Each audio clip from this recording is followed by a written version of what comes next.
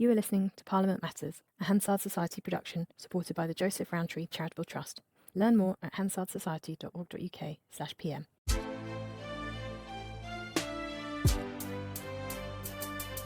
Welcome to Parliament Matters, the podcast about the institution at the heart of our democracy, Parliament itself. I'm Ruth Fox. And I'm Mark Darcy. And coming up in this week's episode... budgets, bad language, and beguilingly good job offers from mysterious Chinese sources. The issues hanging over Parliament this week. The assisted dying bill inches forward in the House of Lords as peers debate a record number of amendments. And defrosting the UK-EU relationship. We talk to the Westminster and Strasbourg parliamentarians with their finger on the pulse of our post-Brexit negotiations.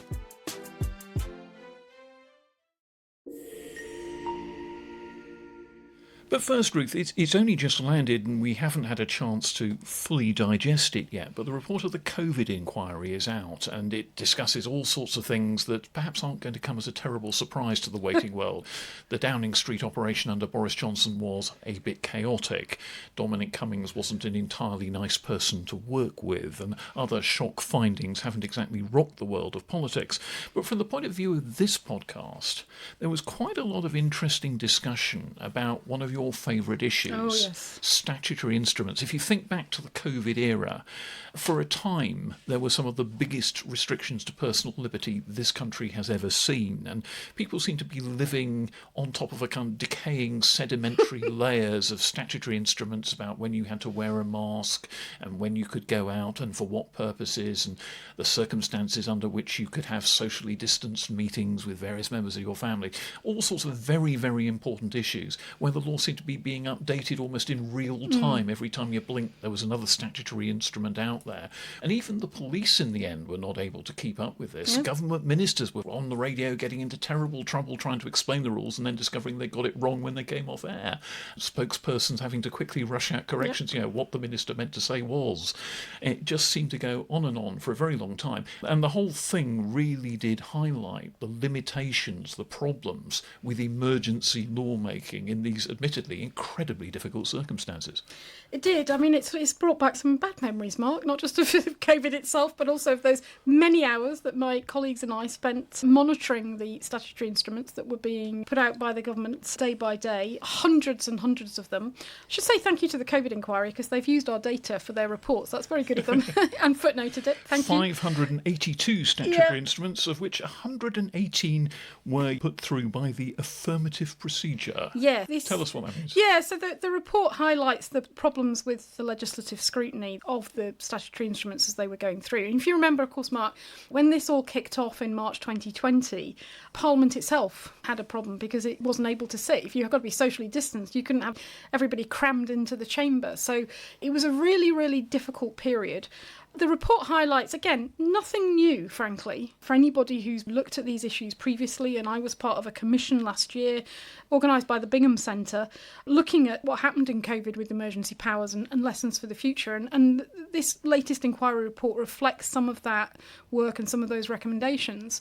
But essentially, if you are bringing forward emergency regulations, emergency powers, essentially a lot of these provisions were made at the minister's signature on a piece of paper, and parliamentary scrutiny follows. It's retrospective. It's retrospective scrutiny. And that is a problem. And it was particularly a problem during the pandemic because of the time that ministers waited before putting these regulations before Parliament to be debated and voted on. There were quite significant time delays. I mean, there were a couple of interesting points about this. First of all, most statutory instruments are only debated if someone objects to them formally. Affirmative statutory instruments are ones that have to be debated within a certain time frame. It's usually 28 days, I think. Draft affirmatives, they've got to be debated at the time before they become law. Then there's no time limit, so it's when the House gets the debate and schedules it. Pulls on his anorak of office. The made affirmatives that were happening during the pandemic and which are talked about here, because it's retrospective, yes, there was this 28-day time limit. My old friend, the made affirmative statutory instrument. Once upon a time, the classic example of this was the intoxicated shellfish order sometime in the 1980s when there were lots of poisoned oysters or something around, and it conjures up the impression of an inebriated oyster staggering away from a bar.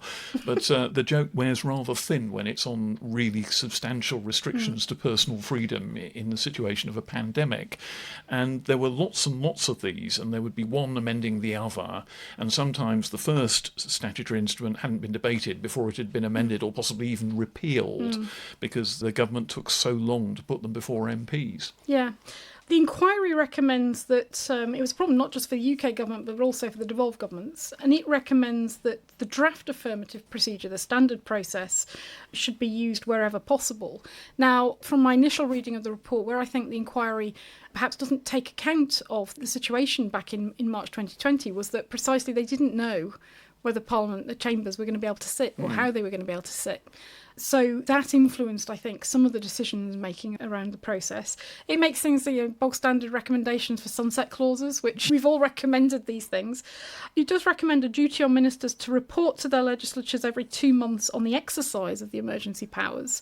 So that's a possible additional lever that a parliament in the future would have. One of the internal debates that they had around a lot of this was under which set of laws should they issue some of these regulations, because there's a thing called the Civil Contingencies Act dating back to 2004, but that requires a lot of direct, rapid parliamentary scrutiny. Things must be debated in Parliament within 7 days or within 28 days or whatever. And so that was thought to be a bit clunky in circumstances where, as you say, Parliament might not be available to debate them. Or there's an older piece of legislation, the 1984 Public Health Act, which deals with pandemics and epidemic disease. And I think that was the instrument of choice for quite a long time for bringing in these kind of restrictions and the quarantine restrictions and the social distancing and all the rest of it.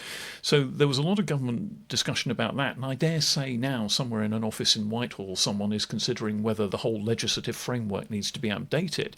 But the flip side of that is I think that Parliament really does have to think itself about how it in future would process emergency regulations issued in an emergency situation. And that's something that shouldn't just be left to ministers to decide so that they're setting out the terms in which Parliament engages with them. Well, I guess, Mark, the question is, what is the House of Commons response going to be to this? I mean, I assume that there'd probably be a ministerial statement next week, perhaps, although, of course, it would be current ministers commenting on the actions of previous ministers. But nonetheless, they're going to have to take forward the recommendations of this inquiry. And for the House of Commons, because there are these recommendations about scrutiny of emergency powers, about the legislative model that should be used, then is this something that, for example, the Procedure Committee should be picking up? I would argue, though, it opens up a broader debate, because quite a lot of the restrictions that really affected people and that were problematic were not under these made affirmatives alone. They were also under the made negative procedure, just to get further into the weeds. The transport regulations, for example, the restrictions on closing of airports and ports, the controls that were put on people who'd come into the country who were effectively quarantined for quite extensive periods in hotels and so on. All of those restrictions were never going to be subject to a debate by MPs and peers because they were subject to the made negative procedure, which meant that those don't get an automatic debate. They come into force, they're law, unless MPs vote to overturn them. But as we talked about, because the government controls the parliamentary agenda, that's very difficult. So there are some bigger issues, I think, that the inquiry report doesn't really pick up and which the Procedure Committee would need to. And this is the point that Jack Straw, as Leader of the House way back in the Blair years, used to make, which is that actually, if you know that you're going to have to get what you're proposing through parliamentary scrutiny, it makes for better lawmaking. You're more cautious. And also, frankly, the input of MPs who see how powers are working out on the ground can also be very important in subsequent updates to some of these legislations. Remember, they were eternally being updated and tweaked by more statutory instruments as we went on. I mean, there was an occasion described in the COVID inquiry report where the National Council of Police Chiefs was told 16 minutes before a power came into force, what that power would be. Now, the people who were supposed to go out and enforce whatever restrictions were being proposed simply don't have time under those kind of circumstances to provide any meaningful guidance to the foot sloggers on the ground. So things were becoming almost absurd at that point. And having members of Parliament being able to weigh in and say, steady on a minute, this is unworkable, might actually prove to be quite valuable in just getting the powers right. Well, there's this chicken and egg theory that I had throughout COVID, which was, are the problems with the regulations and the guidance and the way in which it became quite chaotic, and therefore that affected the police and that affected us as citizens, the fallout from it all, was that because it was too easy for them to legislate and to regulate through the process. And they just got into the habit of doing it. It was far too easy to amend these things, in very, very detailed terms. And then the guidance then got very messy and people just were completely confused. If the parliamentary scrutiny had been a little bit more difficult and it had been more challenging for them to get these regulations through, would that have imposed a discipline on Whitehall, particularly on ministers? It's a general principle of lawmaking, I think, that there should be plenty of sort of scrutiny phases between a bright idea suddenly flashing into being in the forebrain of a minister and it being on the statute book. And in this circumstance, quite understandably, because it was an emergency and a lot of people were staggered by the magnitude of the crisis, a lot of very scrappy law was made. And you can excuse that, I think, in March, April, May of 2020. I don't think you can excuse that in December 2021, January 22, February 22. Yeah. I think that became the problem. Well, we'll no doubt to see more fallout from that over the coming weeks and keep an eye on what the responses of the parliamentary committees may be.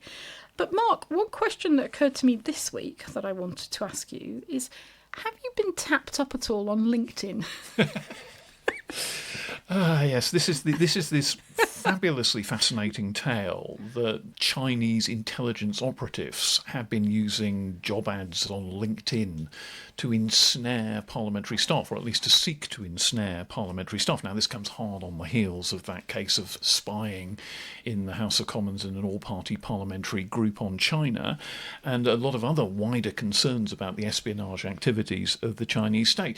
And I must say, in answer to your question, no, I haven't been tapped up on LinkedIn. And Are you disappointed? It's one of those moments when you Parliamentary discover expert, not tapped up. that whether or not you want to sell out, in any case, nobody's buying. So, alas, I will just have to scrape by. Yes. But it is a somewhat alarming story for MPs to consider, particularly, I think, because one of the things that they do have the ability to do is hire pretty much anybody they like to work in their private offices. I've never particularly heard of a case where the security vetting that you get to hold a parliamentary pass has ever actually turned anybody down who's been proposed by an MP to work there. I've heard of cases of that happening, and I've certainly had instances where members of staff that I worked with who had moved around the country a lot or had lived abroad, it had taken a very, very long time to get them through the vetting process to get their passes. But yeah, the problem isn't the vetting of the candidates, it's their awareness of how they might be tapped up. So when the staff is applying for the pass doesn't seem to be the problem. The problem isn't with the staff member originally, it's what happens afterwards once they're in the house and effectively being groomed by what turns out to be Chinese operatives. Indeed, and I don't know quite how you defend against that except by encouraging the awareness of the individuals that, just as with all sorts of other online scams, if it looks too good to be true, well, maybe it probably is. But it is worth saying that there is a very great enthusiasm for intelligence agencies, and I'm sure it's not just the Chinese, to get inside intel on what's going on in the British legislature, and the information that you might be vending out to them might seem quite trivial to you, but all the same, it's all part of a jigsaw. Yeah, we get periodically offers from Chinese academics, allegedly, reputedly. Can we organise a visit for which we will receive quite a substantial sum of money for this particular group of students, or a group of officials who want to learn more about post-legislative scrutiny was one, I think, recently. And I'm afraid I ignore them. I think it's probably extremely prudent that you should do so. Which brings us on to another interesting question, actually, that we've got down on our batting list of emerging parliamentary issues this week, which is language in the House. Oh, yes. When she gave a very trenchant statement on Monday about the proposed changes to immigration rules, Shabana Mahmood, the new Home Secretary, used a term that I'm not sure I should repeat on a family podcast to describe the racist abuse she'd have been on the receiving end of. We will just have to leave it to the imagination of listeners, but let us say that it was two four-letter words. Two four-letter words, one of which was a racial slur. And she was brought up by the chair. I don't think it was the Speaker, it was one of the deputy speakers in the chair at the time. But it wasn't, strictly speaking, I think, out of order. It was a very unpleasant term, but it wasn't directed against another member, so it wasn't therefore out of order. I suppose she was brought up on it because it was indecorous. Yes, unparliamentary language in the chamber, I guess. Yeah. In the context, it sort of struck a discordant note of the chair sort of upbraiding her, the Home Secretary, for telling the chamber about an offensive term that has been directed at her. Yeah. So it felt a bit slightly odd. My initial reaction was, I think that was a bit unnecessary. Could have left that alone. But then the more you reflect on it, you think, well, should we be allowing that kind of language in the House, even if you are reporting what has been said about you?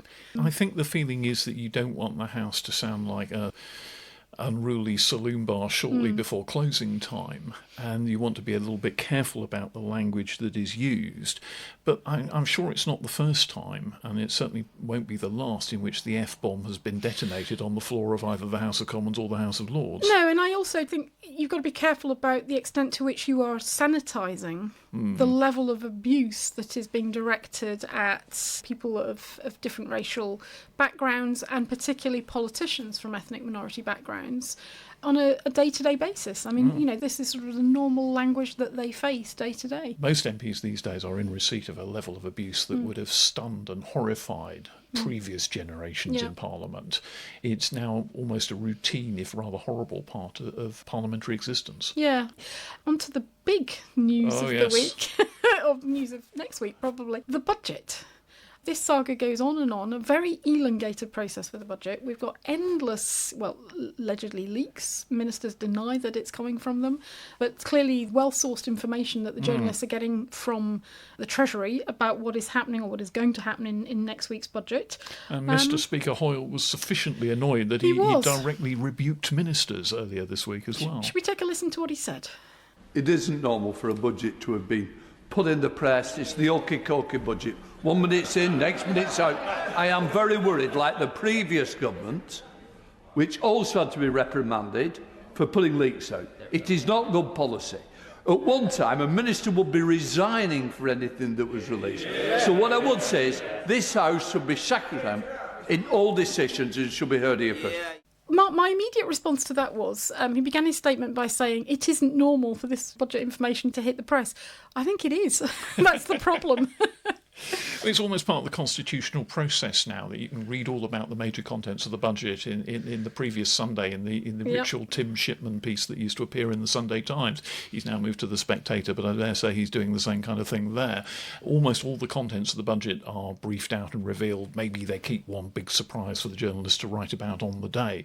But the idea that budgets are guarded in kind of Kabbalistic secrecy and that ministers resign if an iota of information is let out. I mean, people tend to point to the famous occasion when Hugh Dalton, as Chancellor in Clement Attlee's government, blurted out part of the contents of his budget to a journalist before going into the chamber to deliver it.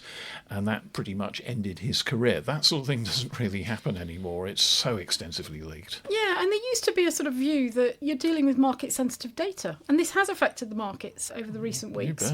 If you are a company, I mean, if you're a FTSE chief executive, for example, or finance officer, there are quite important rules, regulations, laws of the land about what you can and can't do in terms of market-sensitive information. Laws, incidentally, that parliamentarians make for others, but apparently not themselves. It's getting beyond a joke at this point. The problem, I think, is the Speaker keeps raising this. This wasn't the first and only statement this week that the Speaker made against ministers, criticising them for breaking the ministerial code and not bringing statements to the House first and putting them in the media. There was also one from the MOD about the Russian warship. Firing a laser at a UK jet. Yeah, so that he criticised the Defence Secretary for that. The problem for the Speaker is he keeps having to do this and nothing is changing. The problem is here, if he looks powerless, it's because he is powerless. He doesn't have any kind of serious sanction he can make against ministers. He gets up quite regularly and rebukes ministers, but that's water off a duck's back. They say, dreadfully sorry, Mr. Speaker, didn't have anything to do with it, nothing to see here, Gov. I mean, he's kicked it into the lap of the Public Administration Committee to do an inquiry on this, and they've had the leader and shadow leader of the House up in front of them, but we've not yet seen the report. Don't know when that will be coming out, probably fairly soon. I do wonder whether he just needs to take a different approach. So standing up and basically saying, you're breaking your own ministerial code, he uses the sort of the terms, reminds ministers of the requirement in the government's own ministerial code that major announcements be made to the House in the first instance, not the media. So he makes that statement and nothing changes. And so I do wonder whether a different approach would be to turn to the Treasury front bench, whoever's the most senior minister there, say to him or her, come to the dispatch box and explain to the House why this matter on the budget or this defence matter, this defence of the realm issue, is not a major announcement. And let them squirm rather than him be the focus when he has to make a statement. Well, a bit of ritual humiliation is always fun, and it might be a deterrent. I can remember back in the distant past, Greg Clark, a Conservative cabinet minister, found himself under John Bercow having to answer questions on a statement for, I think, a good 90 minutes. I imagine he'd thought he'd get out of it in about half that time. And Bercow said at the end of the statement that he'd strung this out precisely as a sort of punishment for the minister for allowing things to appear in the press before they'd been announced to the House. And I suppose that is a bit of a deterrent, but not much of one if you don't have a speaker who's willing to do that every time. And of course that has an impact later in the day. The availability of time for things like legislation and other matters, that gets squeezed. So it's not an ideal solution. And it didn't fix it then. And the problem is ongoing. I can't say it's necessarily getting worse, but it's certainly not getting better. But the major question of the budget we've got to come on to is that it is such a major political moment. The government has marched up to the top of the hill on raising income tax, and now it's marched back down again and said the latest forecast suggests we don't actually need to break our election promise after all.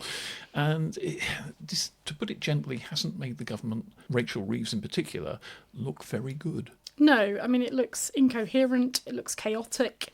It doesn't give the country the impression that they know what they're doing and that they've got a plan, which I think is what we've already known for some time. There is no plan, apparently. It's obviously increasing the pressure on them politically, on those two individuals, the top of government.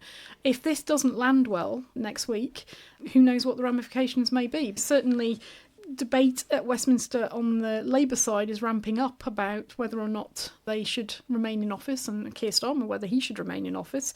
And we saw, of course, this week Clive Lewis proffering up his seat to Andy Burnham in Norwich if he wanted to get him into the House to do a leadership challenge. Yeah, Clive Lewis, one of Labour's class of 2015, so came into Parliament pretty much the same time as Sir Keir Starmer, and is not on the front bench or anything, is a usual suspects dissident backbencher a lot of the time.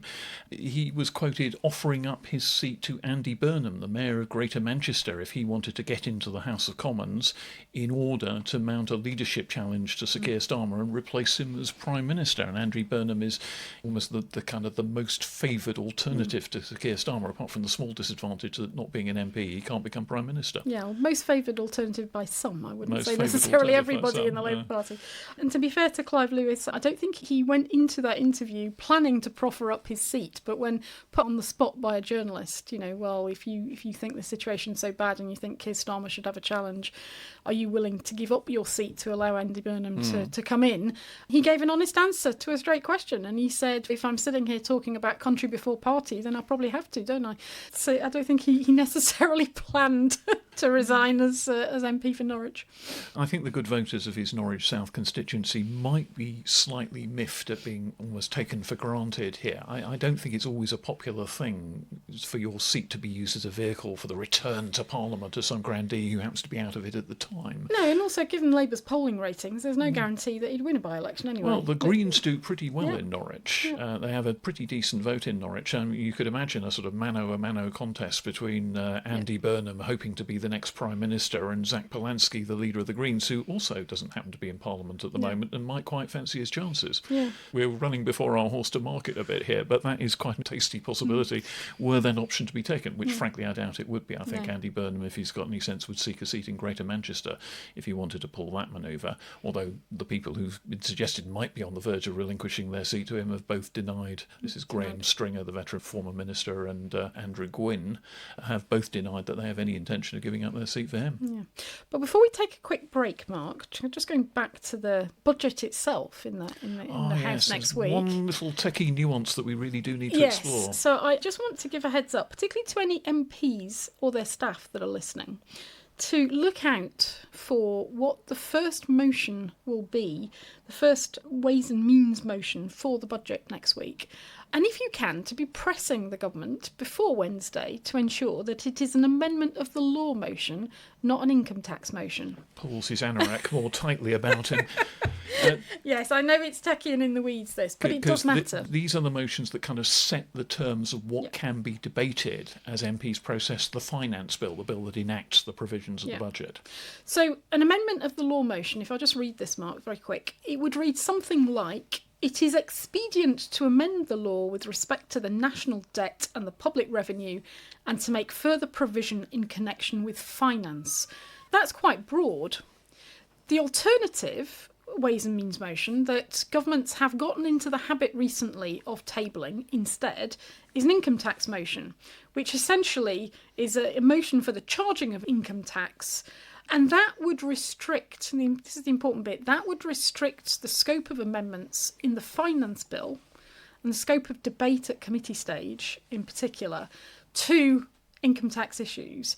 Whereas an amendment of the law motion would enable backbench MPs to have much wider scope in terms of their amendments. So, alternative tax provisions, if you like, or things like tax administration and so on. So the amendment of the law motion is important because it's broader. And if you narrow the scope to the income tax motion only, then you limit what you can do at committee stage. And if you think back to previous governments, there was a point, I can't quite remember where it was now, where Conservative chancellors began not having an amendment to the law motion when their budgets and their finance bills were being discussed. And there was a huge hue and cry raised by the Labour shadow ministers, a certain Wes Streeting, and there was a certain Jonathan Reynolds, now the Labour chief whip, making a huge fuss about this as an outrageous curtailment of debate and it's a terrible manipulation of the rules. And now Labour governments are doing it. They certainly did it in their first budget. Will they do it in their second?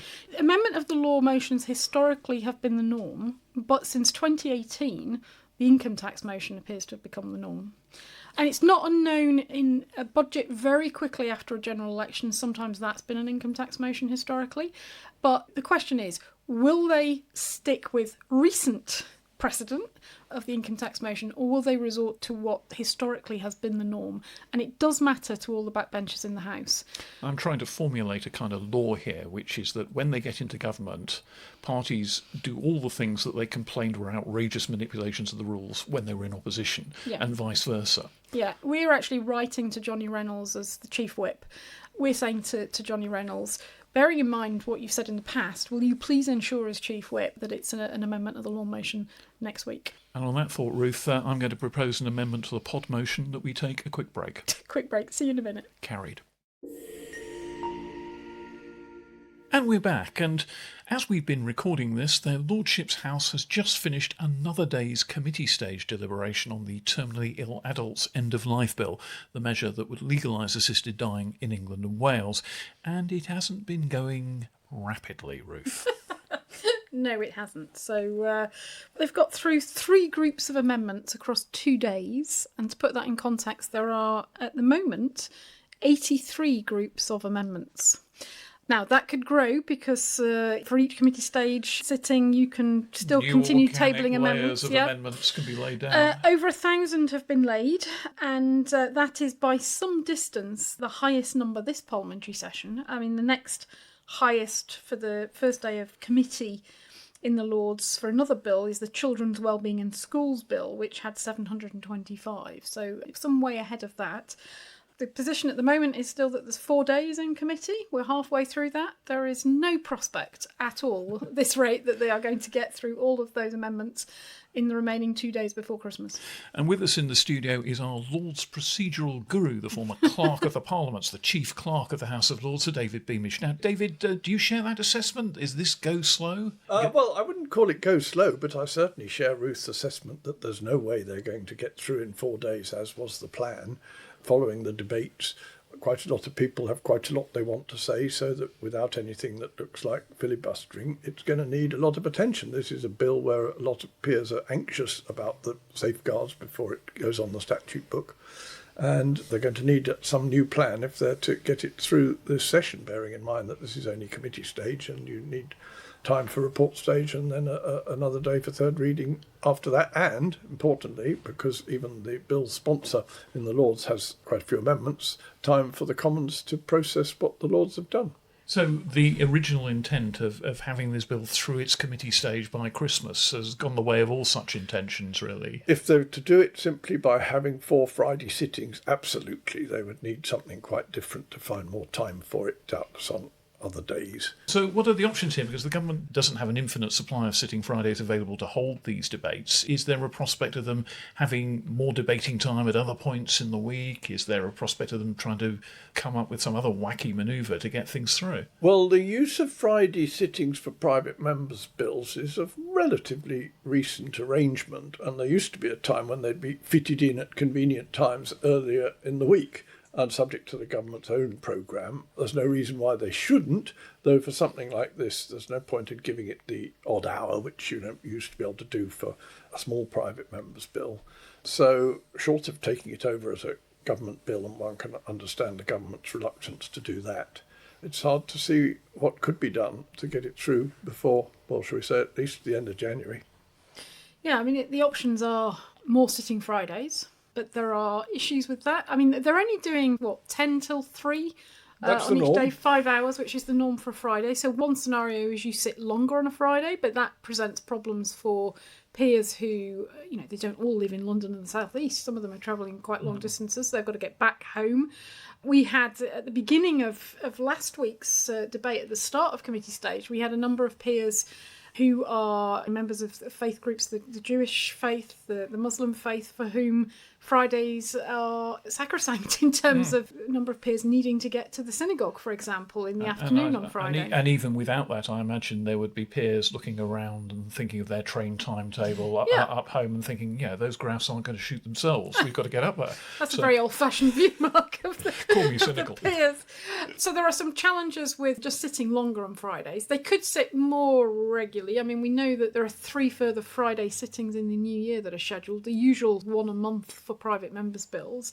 They could schedule additional second or a third Friday in each of those months. But at this rate, though, David, it's still such a slow crawl that those Fridays would be effortlessly eaten up and there'd still be plenty of amendments left undebated. I think that's right. I mean, I think they certainly will need to programme some more Friday sittings in the new year in the same way that they're having more than the one a month to get the committee stage through. But how many they'll need, I wouldn't like to guess. Also, it's not just a matter of peers' diaries, if you like. If the government indicates its intention to allow sort of drone till you drop session, where they just go on and on late into the night, that would be seen as kind of dirty pool.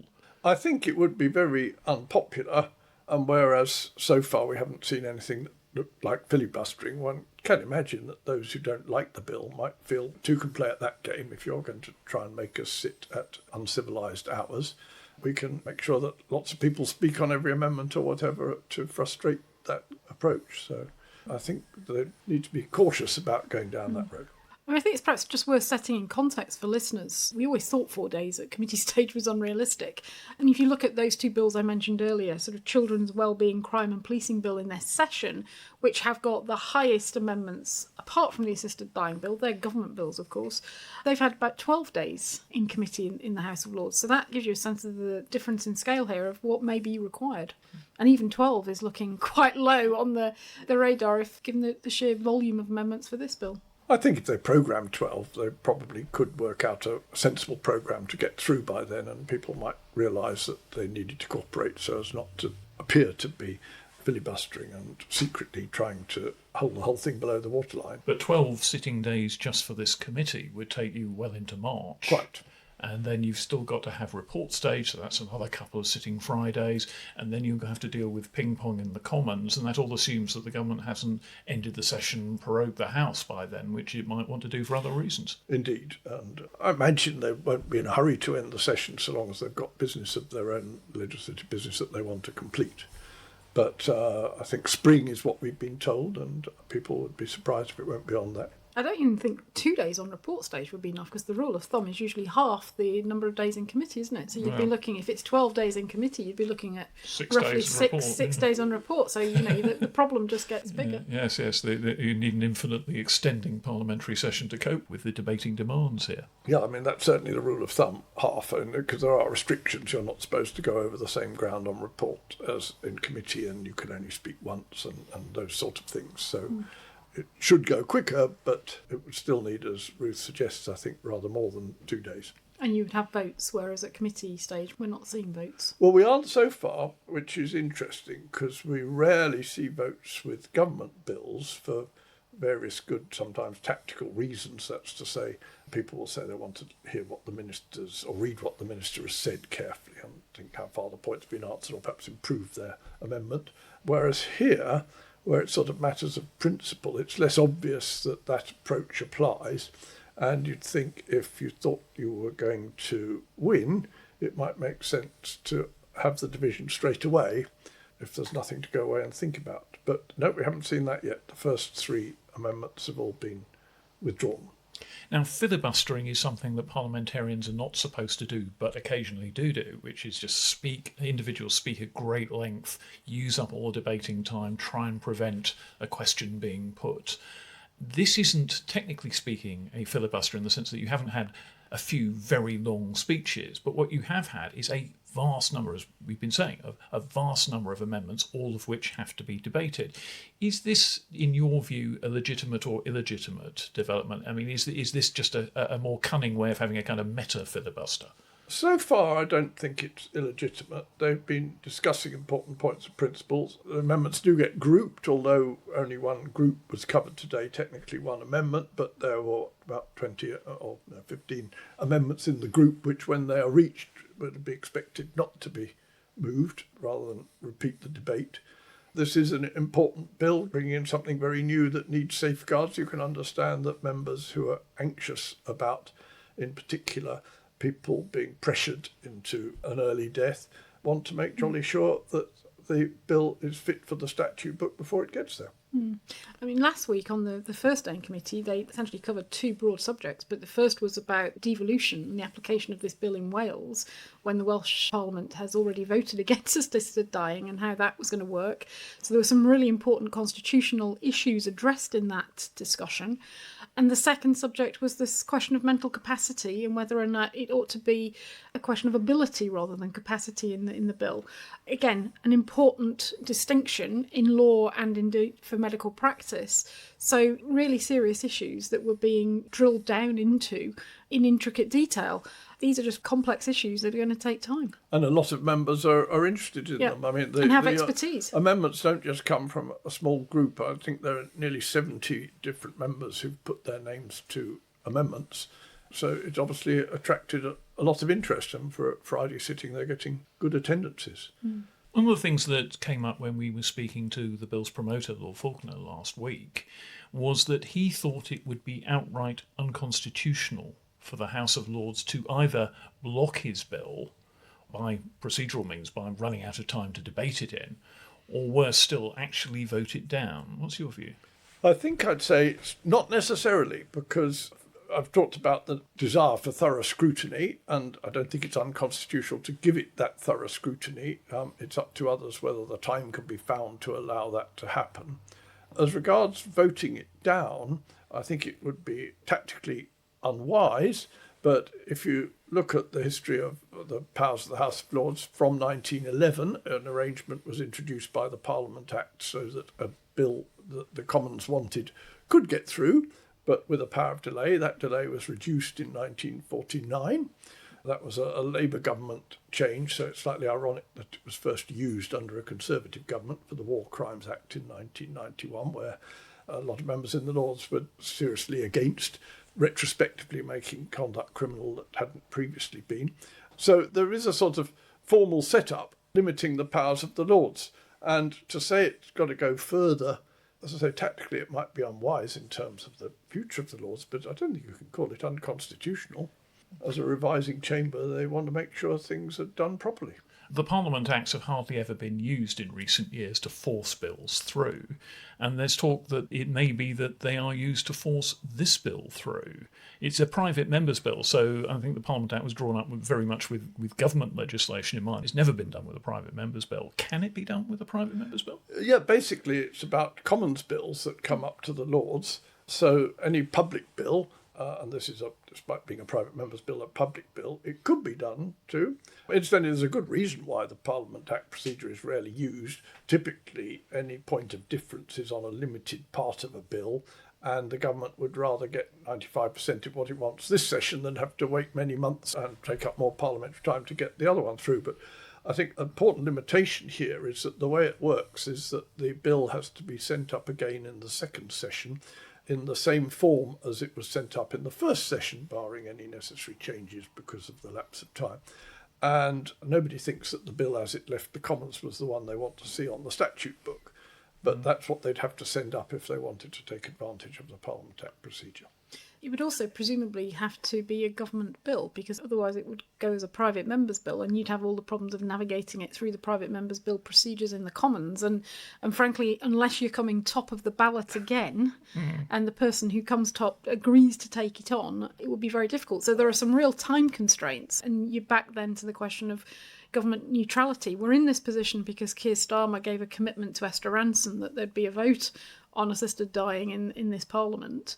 And the government's position is that it's neutral and therefore it wouldn't be a government bill. You make a hugely important point, which isn't, so to speak, my specialism. But the fact that you can't just bring a private member's bill through all its common stages without winning a place in the ballot or whatever does mean that the approach I've described is probably a non-starter. I mean, I suppose one theory is you could bring it as a presentation bill and try and steer it through. But again, I don't see how that would happen without government support and active government provision of time for it. And while I think behind the scenes in the Commons, the government actually did quite a lot to make sure that obstacles didn't pop up in front of this bill, particularly in the way it sort of manipulated the batting order of other private members' bills to make sure that the way was clear for this one.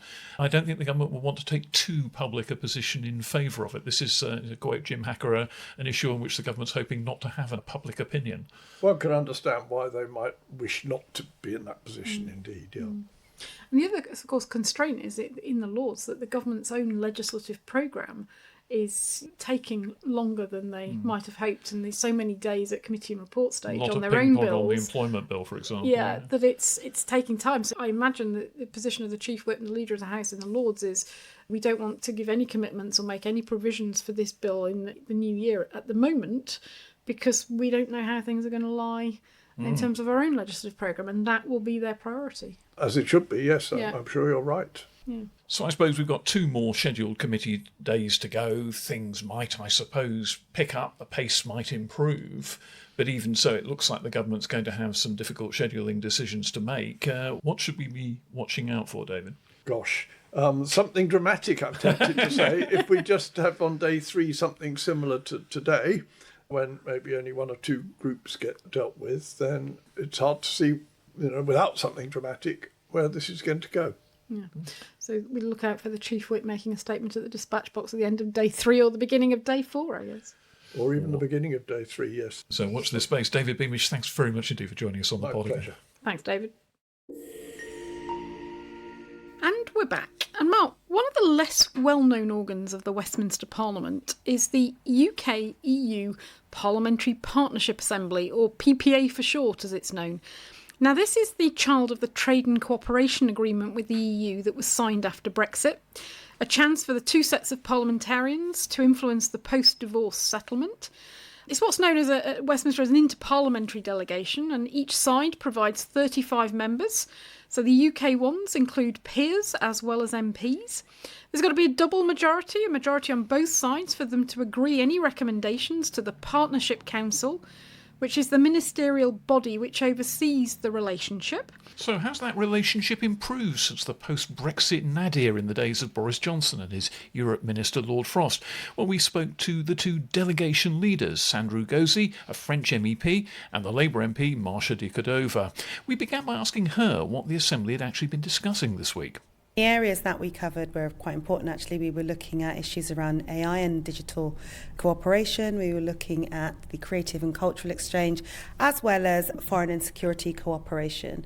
And we open out the plenary session with a state of play, so where things are at. Obviously, this is the first time the Assembly has met since the May summit, where the common understanding was formed. So it was quite an important session for us. And I'm sure my co-chair would agree with me that it's been a really positive Assembly. This is the 6th PPA, but it's the first one in London under a new government. And so the whole vibe has changed because this government are seeking to rebuild and reset its relationship with the EU. And that's what it's been doing for the past 18 months. And for the listeners, the common understanding? It's the agreement between the UK and the EU that is focusing on specific areas, so looking at obviously food standards, looking at youth experience, as well as issues around security and defence. Sandro, welcome to the pod, and could you tell us what happens to these discussions? What happens to the thoughts that come out of them? Do you go back to the European Parliament and start quizzing EU commissioners or start feeding into European Parliament committees about what comes out of this Assembly meeting? Yeah, first of all, let me agree with my co-chair on the success of this meeting in London. It was very important because it was the first one at parliamentary level after the 19th of May summit, which really paved the way to a new phase of bilateral partnership.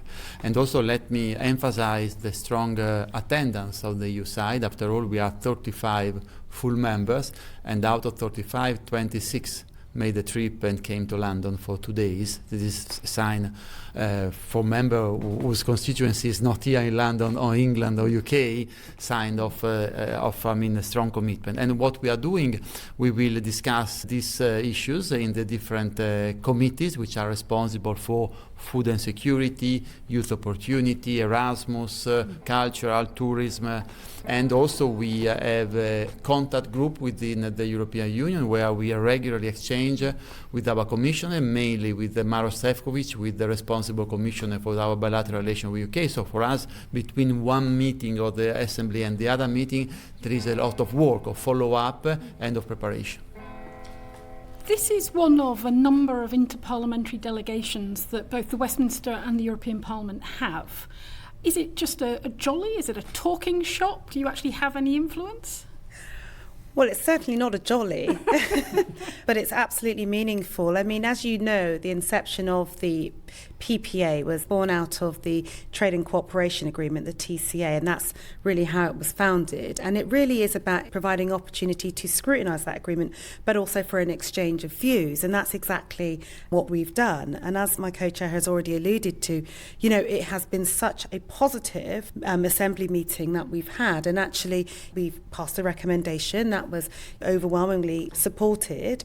And that will then obviously translate into being shared with the Commission as well as with the UK government also. And you asked my co-chair about engagement, and it isn't just at our level, it's also, this is the parliamentary level, but obviously at government and the Commission level as well, because they are very engaged. We had the minister responsible for all the Europe negotiations present at the Assembly yesterday, and today we also had the UK government representation as well, where we were talking about really important issues around touring artists and the whole idea around creative and cultural exchanges, as well as the situation with artificial intelligence. So from my perspective, I wouldn't have chosen to be part of the delegation if it wasn't going to be meaningful and wanting to seek to bring about change, but also trying to influence government as well, because that's what we have to seek to do in these arenas. It's about exchanging views and coming up with ideas that then we can certainly feed back and also make recommendations and try and push them in the right direction on issues that we have a common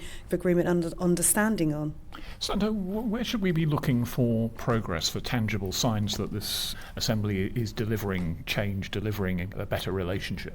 First of all, let me say that it is very important to have a parliamentary dimension, because I think that we set the strategic framework and we insist on the issue on which we want to see the cooperation moving ahead. And for the executive, it's very difficult to get out of this issue once that we have set them in a clear strategic framework. I think that if you look at our last request in March and the first summit at executive level, we must now progress swiftly on food and security standards, because that's a major obstacle in our trade, and to remove this obstacle we make a clear difference to both consumers and businesses, especially small and medium businesses, and we have to show what are the concrete benefits. It is certainly important. Our new rules on the carbon emission, which are very similar between the EU and UK, what technically we call ETS, Emission Trading Scheme, that to promote a convergence and to eliminate possible obstacle and divergence on that is also very important. And we have a war in the continent, we have global challenges, so moving ahead on security agenda and the building up of a European defence industry together between UK and EU is something on which we must make a difference very soon. One of the surprises, I suppose, for people when this assembly was created was that it ends up having to talk quite a lot about defence and security issues, which presumably wasn't something that people were much envisaging would be a major part of your work at the start of things. Well, I suppose nobody could have foresaw Russia's barbaric invasion of the Ukraine and where we are years into that war and the impact that has had. But what it also demonstrated is how the UK government, under our Prime Minister, is working alongside his European partners in having that coalition of the willing, in wanting to seek to make sure that we are supporting Ukraine in whatever ways possibly that we all can. And I think that just demonstrates, whilst the UK may have left the European Union, we are still very much seeing them as our key allies. Can I ask you about the visibility of the Assembly's work in your respective parliament? So, Marsha, how engaged are your parliamentary colleagues who are not members of the Assembly? How aware are they of the work? Do they know that this is happening this week? How do you now go back next week in terms of parliamentary business and try and spread the word and influence the debate? Interestingly, it's not just incumbent upon me, because obviously there are 35 members of the UK delegation. That's cross-party members as well from both houses, the Commons and the Lords. And there's huge engagement from the delegates, but naturally we feed back. Many from the Lords, for example, are on the European Committee, so they will obviously feed back through those channels.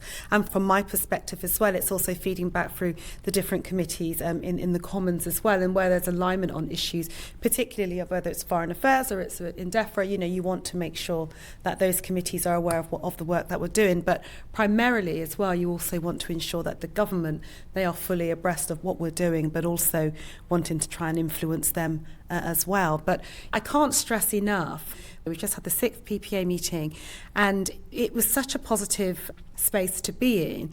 But also, we've only had 2 under a Labour government, and I think if you speak to anyone that was on it under the previous iteration, they will definitely say that there has been a shift, and that's because the relationship from our perspective is about rebuilding and resetting. And I think that is borne through, and that's what everybody is kind of on board with, and that's how we're kind of going to be moving forward in that positive vein. Sandro, from your side, how does the rebuilding and resetting look? Because there was a pretty frosty period in UK-EU relations, to put it gently, no pun intended. Has there been a thaw from all that frost? It was very frosty, as you say. And I would say Mr. Frost is finding himself in a splendid isolation in this new phase, which is very good for UK and for the EU, I believe. But that is my personal take, of course, naturally. I think that UK has left the EU, but hasn't left Europe. And I don't think that UK wants to leave Europe. I think that UK wants to continue to be a key actor in Europe on new technology, on innovation, on competitiveness, on security, on defense, and this is what we are doing. And in the European Parliament, we are convinced that we have a common interest in keeping our relationship a special relationship. And we can say whatever we want, but UK will never be a simple non-EU member. It won't be a simple third country, because when you have shared an history and we have shared, I think, 50 years of common membership, you cannot erase all these, not even with a democratic decision such a referendum. So, we have a strong interest in looking at the future and moving ahead together. And might this take the form of the UK rejoining Erasmus or Culture Europe, getting a foothold in the new European Defence Cooperation? Well, we certainly on the latter of that, around defence cooperation, absolutely, but as well with Erasmus, I think we absolutely want to make sure that we are signed up and part of that. And I believe that those steps are being taken for that to happen with all the negotiations. So I feel that where we are in terms of the UK and what we are seeking to achieve, it's having that more closer alignment and closer relationship with our European friends. And that is happening from a defence level, but also if you think about some of the social stuff around youth opportunities and things like Erasmus, look at food standards. We kind of want to be more aligned on that. We want to be more aligned around energy, because the positives from that, when it comes to things like energy, that would result in people having lower energy bills, right? If we get things around food standards right, that will hopefully we'll see the lowering of food prices. And who benefits? That's my constituents, it's the consumers here. So there's mutual benefits to all of that. And, that is why I think we should really be kind of not negative about the process so far and where things are at, but see it as a real positive step forward, because we, since May, we have seen the UK and our friends in Europe come out with a good understanding, and now we're at a stage where they are negotiating on these areas that I've just mentioned. And, I'm hoping that progress will be made soon. I would like things done yesterday, but that's because of who I am. And I know that that's not possible, but I think we are absolutely moving in the right direction. So the Assembly meets twice a year for 2 days each time, once in Brussels, once in Westminster. Mm-hmm. But we say a week is a long time in politics, so 6 months is an eternity. Yeah. And obviously there's an enormous amount of things going on. Next year you've got the formal review for the Trade and Cooperation Agreement. So what happens between those 6 months as chairs? Are you in contact a lot? Are you helping the discussions along the way, feeding in to the Commission, to the parliaments? Yes, we are in regular contact. We hold regular meeting of what we call the Bureau. So the 6 members, which are the key members to push in the machine ahead. There are 2 co-chairs, Marsha, Cordova, and myself, and there are 2 vice chairs from the UK side and 2 vice chairs from the EU side. So we got a team of 6 members of the 2 parliaments who are in charge to work together and to prepare, to ensure the follow-up of one assembly meeting and to prepare the next assembly meeting. There are many members who would like to meet more frequently. We will see in the future what it is feasible. Certainly, so far so good. And within the European Parliament, we meet every month.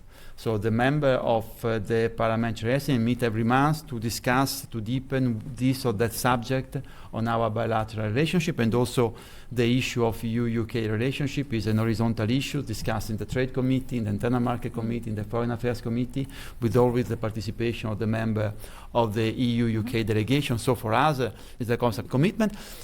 I repeat, so far so good. The attendance is very high. The quality of the exchange are very high. So we see whether in the future we can intensify also the frequency of our meetings. I think just to kind of reiterate what Sandro has said, delegates would like to have more engagement. And so, that's something that we have to be attuned to and would like to see happening as well, because there is so much happening and everything is fast moving, so we want to make sure that we're kind of lockstep in tune with all of that as well. What's the next big thing?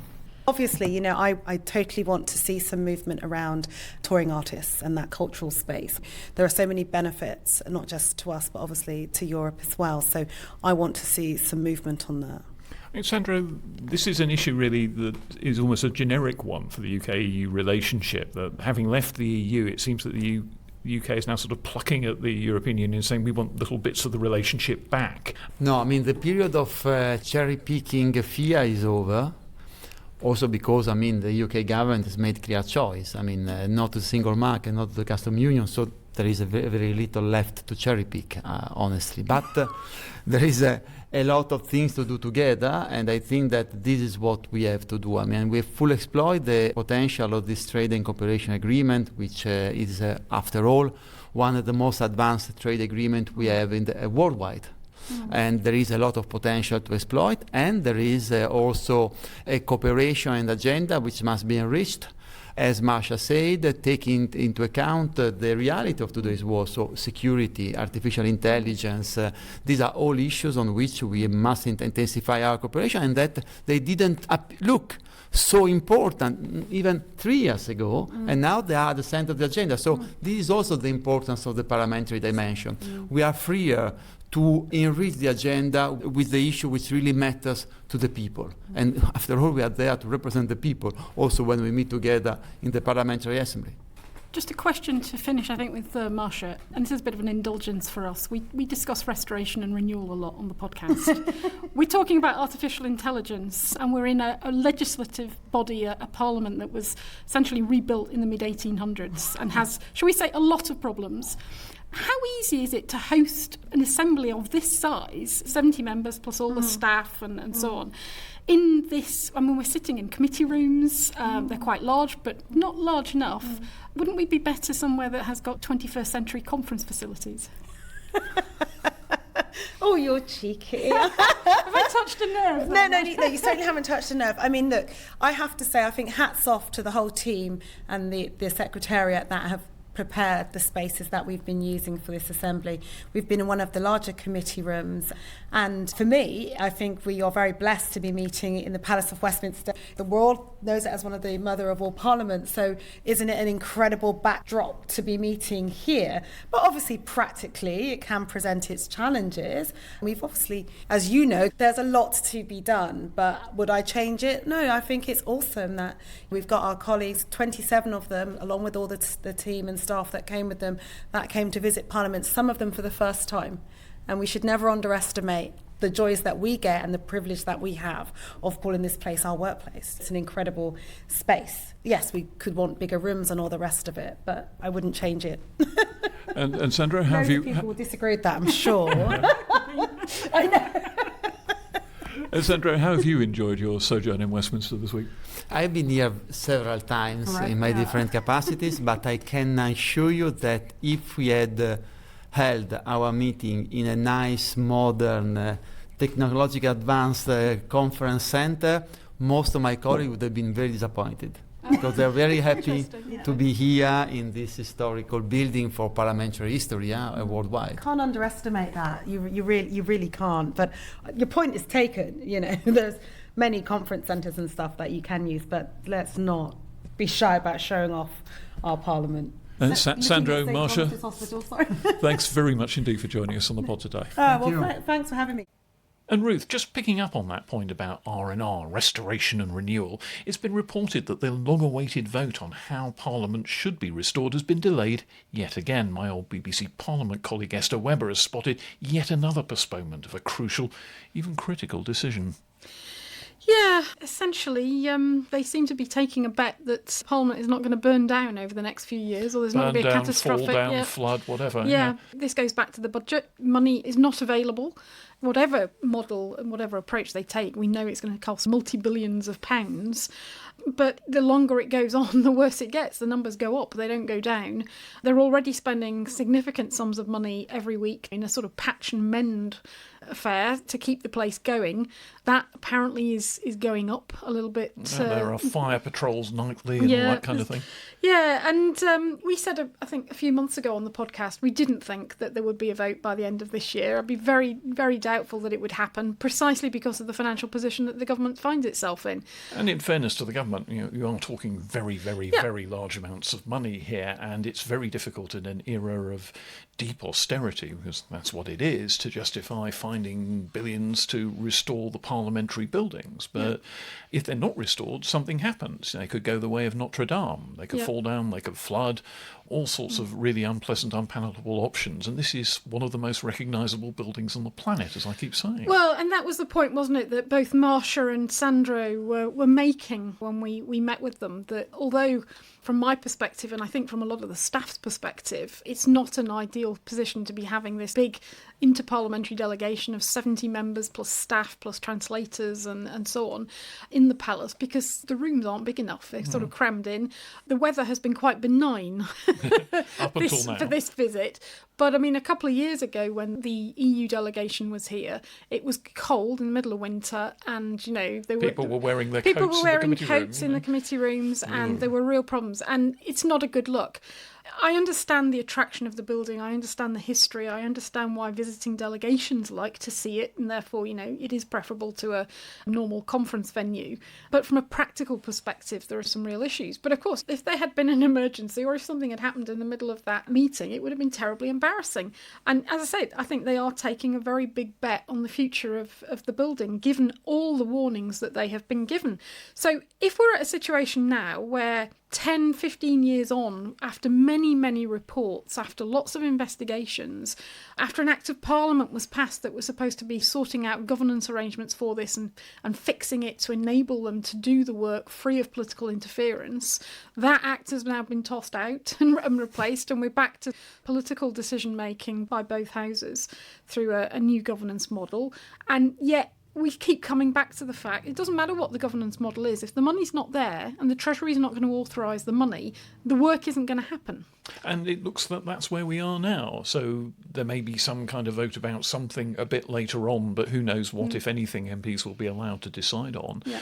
And in the meantime, it's a matter, as you say, of hoping that disaster doesn't strike. But I do hope that members of Parliament give a bit of attention to one thought, which is what happens if that disaster does strike? What happens if the building somehow becomes unusable because the electrics have gone or whatever it is, and they have to decamp somewhere else at short notice? Because that is a significant possibility here. Yeah. And just as we were talking earlier about MPs needing to think about how they cope with another COVID pandemic or something like that, they also have to consider how they cope with having suddenly at short notice to find a new home for their debates. And essentially, I think that's the question now. What are the alternatives? If they're not going to do the full restoration and renewal or anything like it, then what is the emergency plan? Is there a contingency plan for a viable alternative location for both houses if a catastrophic event happens in the next couple of years? There's presumably some kind of short-term contingency plan that for a few weeks they might be able to sit in somewhere like the QE2 Conference Centre, which is just across Parliament. Church House is the other obvious alternative. Yeah. Church House was where Parliament sat for a lot of the time after the Chamber was bombed out during the Second World War. So it's an obvious option for them to take. Even that raises logistical problems about getting MPs from offices scattered around Westminster into a different debating chamber, which may take them longer to get to. But we know the situation is deteriorating. We know that the costs are going up for patch and mend. At some point, somebody has to say, OK, if we're not going to fund a proper restoration of the building, then what is the plan?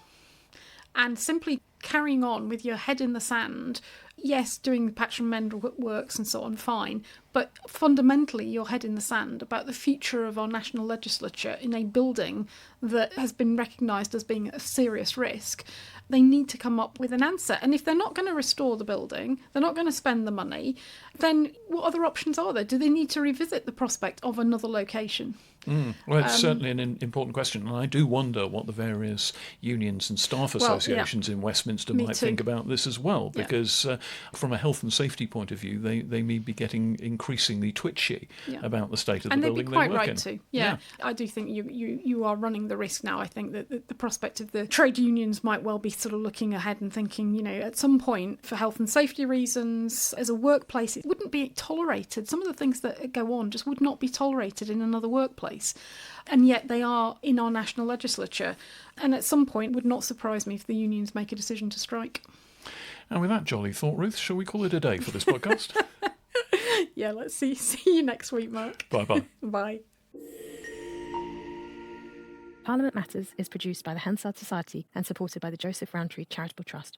For more information, visit hansardsociety.org.uk/pm or find us on social media at Hansard Society.